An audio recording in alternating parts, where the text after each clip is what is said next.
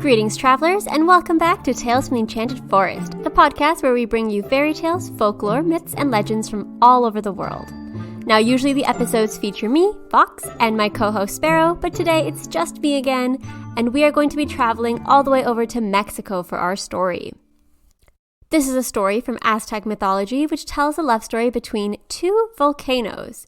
Can you try and guess what it is? And no, it is not the Pixar short Lava You. This is the love story of Iztaccíhuatl and Popocatépetl. These two names refer to the two mountains overlooking the Valley of Mexico, with Popoca meaning the smoking mountain, and Izta referring to the white woman, or sometimes called the sleeping woman because the shape looks like it is her body lying on its side. And we will be following the guidelines and calling them Popoca and Izta, just so you don't have to hear me butchering the full names repeatedly. But I will be linking some show notes on where you can listen to the story in full and where you can find all of the sources I've used today. So there are many different sources I looked at, but today we will just cover two different stories, and the first one comes from A Treasury of Mexican Folkways by Francis Tour. So without further ado, please come join me on this story of love and mountains.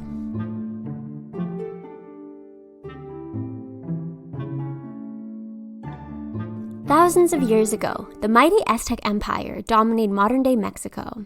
Izta was the beautiful daughter and sole heir to a powerful chief. Her father had a long reign, but when he grew old, his enemies began waging wars against him. The chief called upon the bravest warriors to come to his aid, with the reward being his daughter's hand to the one that defeated his enemies.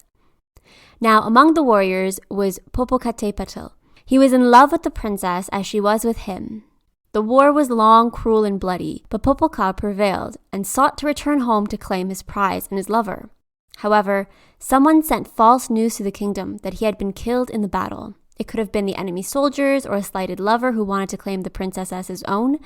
Either way, the princess became sick with an illness that no one could name or cure. By the time Popoca returned, the princess had died. Taking her dead body in his arms, he constructed a great pyramid for her body and another one for himself, so he could illuminate her eternal sleep with his torch.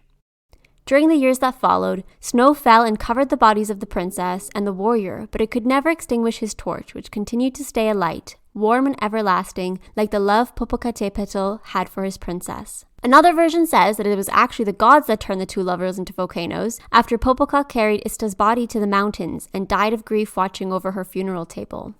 So this tradition of lovers who can never be together is seen quite often in lots of stories that we've covered. We've seen it in the story of Hikun Cavelu, although he does go back to the underworld and get her. We've seen it in Shin and Khusrau, where they keep missing each other and then getting back together in the end. It's also in the Persian tale of Layla and Majnun. Of course, Romeo and Juliet. We see these star-crossed lovers time and time again, except in this way, they are able to be together and look after each other. So to skip over to a little bit more lighthearted story, including both of these two characters, we have a story from Martin Mendez as recorded by Richard Pittman. It is called The Three Volcanoes, or The Three Mountains. The volcano, Popocatépetl, had a wife called Iztaccíhuatl, who was very pure and white, alluding to her being covered in snow. One day, another mountain lusted after her. This was the volcano Nevado de Tulca. The two volcanoes began throwing ice at each other. Popocatépetl grew angrier and angrier until he got a large slab of ice and lobbed it right at the peak of the other volcano. The ice hit and cut off the head of the Nevado, and that is why the Nevado now looks like it has shoulders but no head.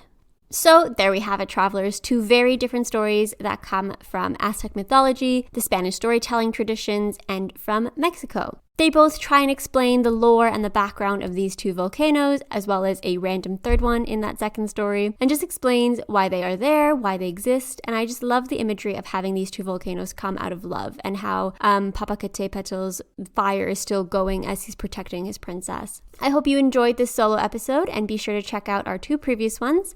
I covered the Afghan story of the poor prince, and Sparrow covered the Estonian story of the young man who would have opened his eyes. We have both show notes for those up now, so you can go check them out, look at the sources, look at the links, look at the pictures, and just check out our website in general. Otherwise, you can always find us on Twitter at FromEnchanted. You can always meet us on Instagram and TikTok as well, although we do prefer to use our email, so talesfromenchantedforest@gmail.com, our website contact form, or Twitter as a means to contact us. Thank you so much for listening, and I hope you guys have a great rest of your week, and we will be joined by Sparrow next week for another short. And remember, travelers, there's always a place for you in the Enchanted Forest.